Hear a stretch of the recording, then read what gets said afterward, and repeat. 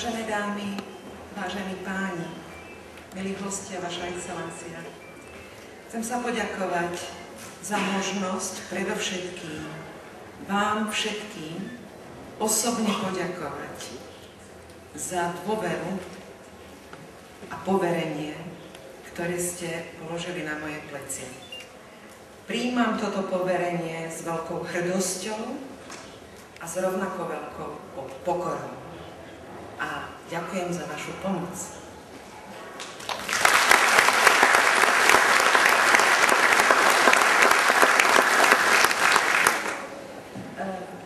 Ďakujem aj všetkým pánom, ktorí mi tu už vyslovili podporu, nesmierne si to vážim.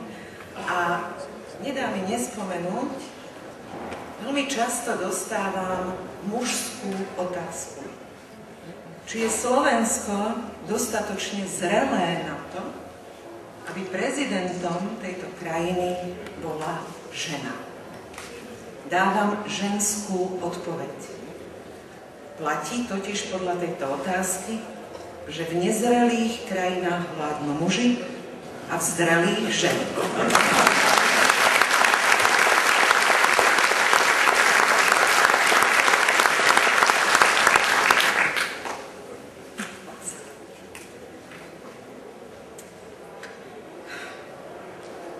Ešte raz, vážené dámy, vážení páni.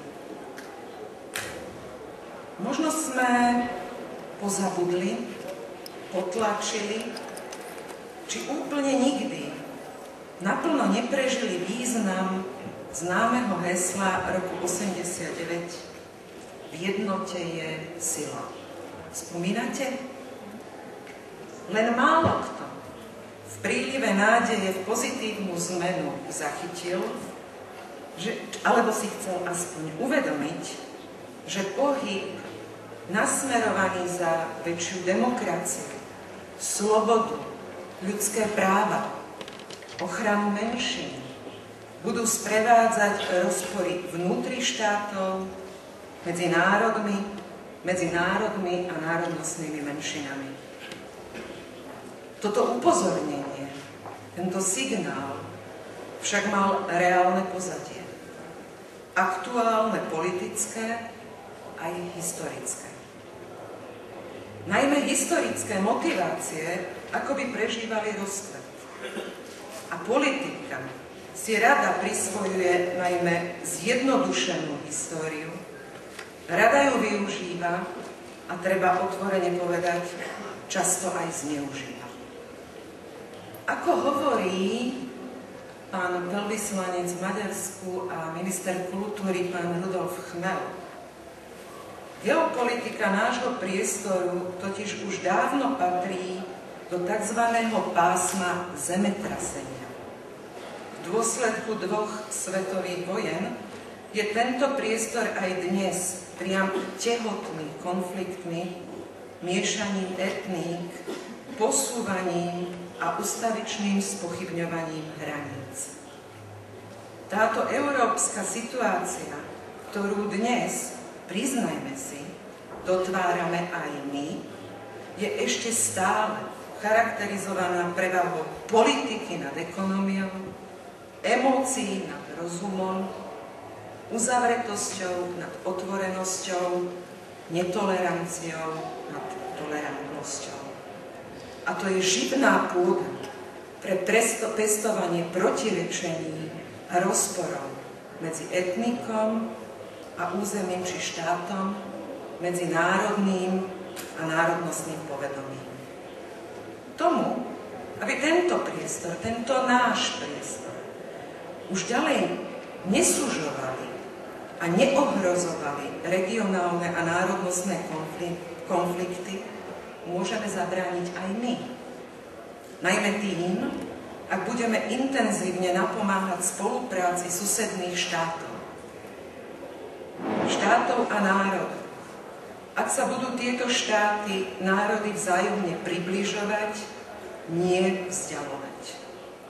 To je zároveň šanca, ako zabrániť vzniku autoritárskych režimov, je to šanca a účinná zbraň na zastavenie nacionalizmu a extrémizmu.